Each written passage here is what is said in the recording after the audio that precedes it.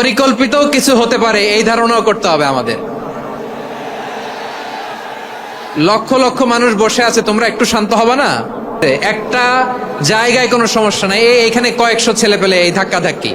সিলেট আজকে কি করছো এটা মনে থাকবে, আল্লাহুম্মা আমিন। আজহারি সাহেব মাহফিলগুলো কন্ট্রোল করতে পারছে না, কারণ আপনারা জানেন তার মাহফিলে লক্ষ লক্ষ মানুষ উপস্থিত হচ্ছে, যার কারণে তিনি মাহফিলগুলো কন্ট্রোল করতে পারছে না।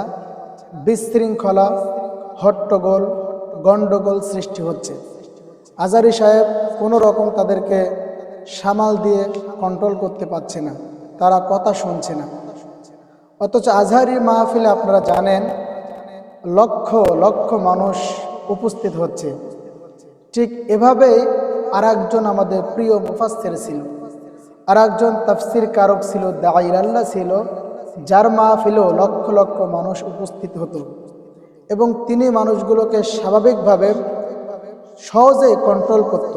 তিনি হলেন আমাদের প্রিয় শহীদ আল্লামা দেলাওয়ার হোসেন সাঈদী রাহিমাহুল্লাহ। আপনারা জানেন এই দেশের, এই উপমহাদেশের, গোটা ওয়ার্ল্ডের একজন ফেমাস এবং জনপ্রিয় বক্তা আল্লামা সাঈদী। তো আল্লামা সাঈদী তিনি তার মাহফিলগুলো এমনভাবে কন্ট্রোল করত এবং তার মাহফিলও কিন্তু লক্ষ লক্ষ মানুষ উপস্থিত হতো।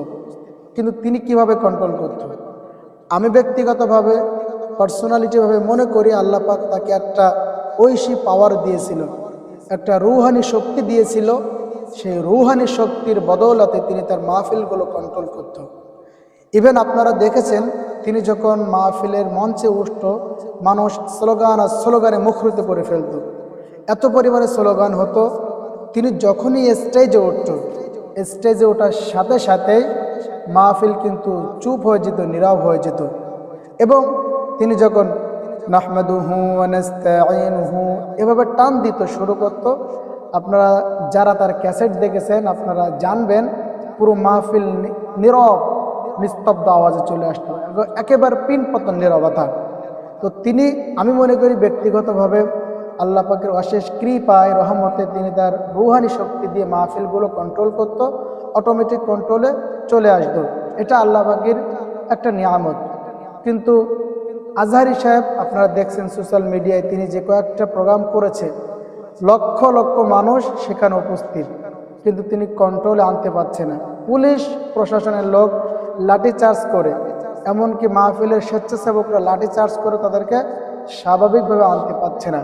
এমনকি একটা পর্যায়ে আজহারি সাহেব বলেছেন, আপনারা দেখেছেন সিলেটে, যে এত পরিমাণে টোটাল মাহফিলের লোকজন চুপ আছে, এক সাইডের কিছু মানুষ 150-200 মানুষ তারা হট্টগোল গণ্ডগোল সৃষ্টি করেছে। এক পর্যায়ে আজহারি সাহেব বলেছে, এটা আমার এখন ভাবতে হবে পরিকল্পিত। তো আমরা দোয়া করছি, কারোর জন্য দোয়া করতে তো আর ক্ষতি নাই, কারোর জন্য দোয়া করলে আল্লাহ পাক তার মর্যাদা বাড়িয়ে দেয়। এই জন্য আমরা দোয়া করি আজহারি সাহেবের যে মর্যাদা হয়েছে, যে জনপ্রিয়তা হয়েছে সাঈদীর মাঠ ধরে রাখার মতন, অতএব আমরা দোয়া করছি আল্লাহ পাকের কাছে, আল্লাহ পাক যেন সাঈদীর মতন রুহানি শক্তি দিয়ে তার মাহফিলগুলো কন্ট্রোল করে দেন এবং সাঈদীর মতো সেই রুহানি আমল আখলাক আল্লাহ পাক আজহারি সাহেবকে দান করুক এবং সেই শক্তি নিয়েই যেন আজহারি তার মাহফিলগুলোকে কন্ট্রোল করতে পারে। আমরা দোয়া করছি, আল্লাহুম্মা আমিন।